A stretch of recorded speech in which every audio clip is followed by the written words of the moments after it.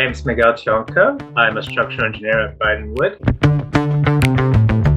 I bounce back and forth between lots of different types of projects. So small scale, concept stuff. It is just that variety that you get. And there's quite a lot of support there as well for someone like myself who's very early on in their career. So for example, I'm getting a lot of help towards my chartership and also the opportunity to work quite closely with other disciplines. For example, lots of other projects. I will work directly with the architects in Bryden Wood. Balance between precision and speed and clarity and speed.